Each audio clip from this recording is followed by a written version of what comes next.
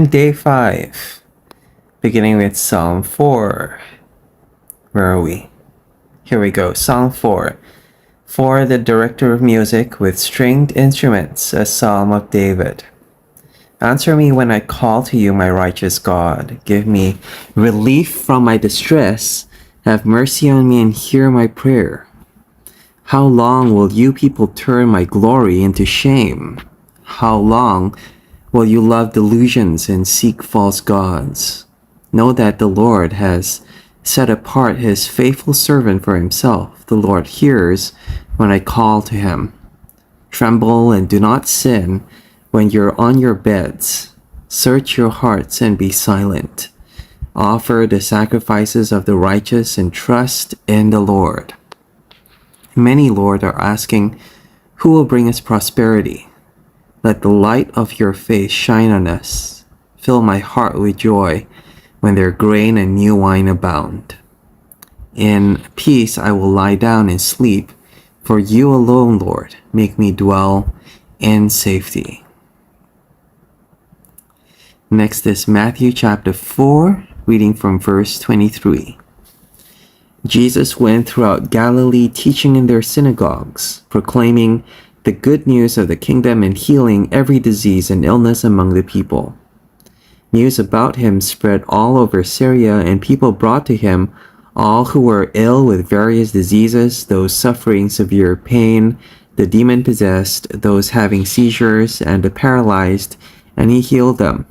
Large crowds from Galilee, the Decapolis, Jerusalem, Judea, and the region around the Jordan followed him. Chapter 5. Now when Jesus saw the crowds, he went up on a mountainside and sat down.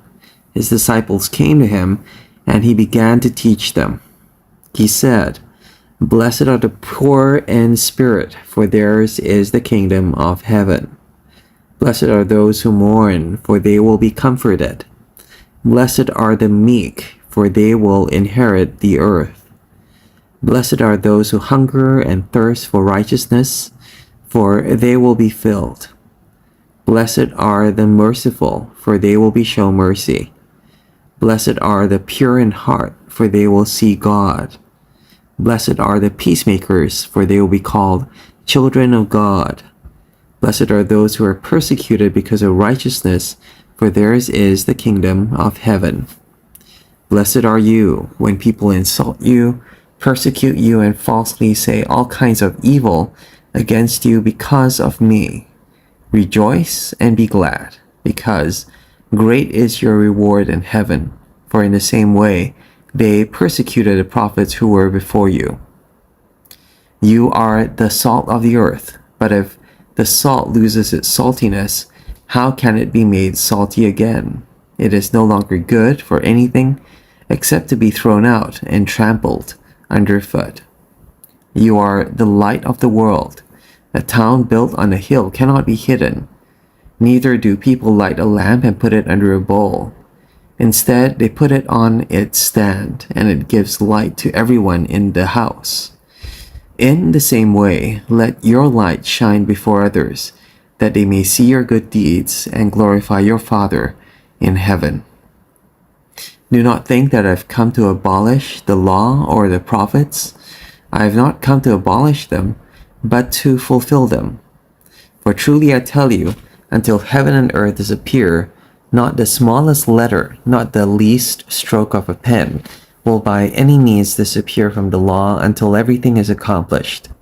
Therefore, anyone who sets aside one of the least of these commandments and teaches others accordingly will be called least in the kingdom of heaven.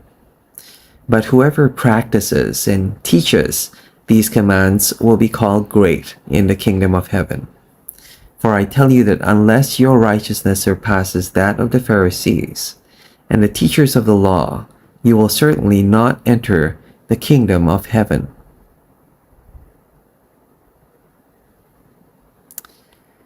Finally, let's look at Genesis 9, verse 18.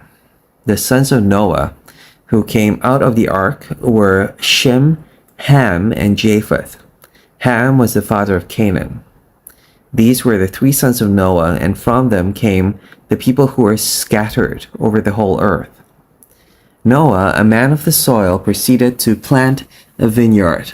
When he drank some of its wine, he became drunk and lay uncovered inside his tent. Ham, the father of Canaan, saw his father naked and told his two brothers outside. But Shem and Japheth took a garment and laid it across their shoulders. Then they walked in backward and covered their father's naked body. Their faces were turned the other way so that they would not see their father naked. When Noah awoke from his wine and found out what his youngest son had done to him, he said, "Cursed be Canaan, the lowest of slaves will he be to his brothers." He also said, "Praise be to the Lord, the God of Shem. May Canaan be the slave of Shem. May God extend Japheth's territory. May Japheth live in the tents of Shem, and may Canaan be the slave of Japheth." After the flood, Noah lived 350 years. Noah lived a total of 950 years, and then he died. Chapter 10. This is the account of Shem, Ham, and Japheth, Noah's son, who themselves had sons after the flood. The sons of Japheth: Gomer, Magog, Madai, Javan, Tubal, Meshech, and Tiras. The sons of Gomer: Ashkenaz, Riphath, and Togarmath. The sons of Javan: Elisha, Tarshish, the Kittites, and the Rodanites. From these, the maritime people spread out into their territories by their clans within their nations, each with its own language. The sons of Ham: Cush, Egypt, Put, and Canaan. The sons of Cush: Seba, Havilah, Sabta, Reumah, and Sabteka. The sons of Reumah: Sheba and Dedan. Cush was the father of Nimrod, who became a mighty warrior on the earth. He was a mighty hunter before the Lord. That is why it is said, like Nimrod, a mighty hunter before the Lord. The first centers of his kingdom were Babylon, Uruk, Akkad, and Calneh in Shinar. From that land he went to Assyria, where he built Nineveh, Rehoboth-ir, Calah, and Rezin, which is between Nineveh and Calah, which is the great city. Egypt was the father of Ludites, the Ludites, Edomites, Lehabites, Naphtuhites, Pathrishites, Casluhites, from whom the Philistines came, and Caphtorites. Canaan was the father of Sidon, his firstborn, and of the Hittites, Jebusites, Amorites, Girgashites, Hivites, Arkites, Sinites, Arvadites, Zemarites, and Hamathites. Later, the Canaanite clans scattered, and the borders of Canaan reached from Sidon towards Gerar as far as Gaza, and then towards Sodom, Gomorrah, Admah, and Zeboim as far as Lasha. These are the sons of Ham by their clans and languages, in their territories and nations. Sons were also born to Shem, whose older brother was Japheth. Shem was the ancestor of all the sons of Eber. The sons of Shem: Elam, Ashur, Arphaxad, Lud, and Aram. The sons of Aram: Uz, Hul, Gether, and Meshech. Arphaxad was the father of Shelah, and Shelah the father of Eber. Two sons were born to Eber. One was named Peleg, because in his time the earth was divided. His brother was named Joktan. Joktan was the father of Almonad, Shelef, Hazarmaveth, Jerah, Hadoram, Uzal, Dikla, Obal, Abimael, Sheba, Ophir, Havilah, and Jobab. All these were the sons of Joktan. The region where they lived stretched from Mesha towards Sephar in the eastern hill country. These are the sons of Shem by their clans and languages in their territories and nations.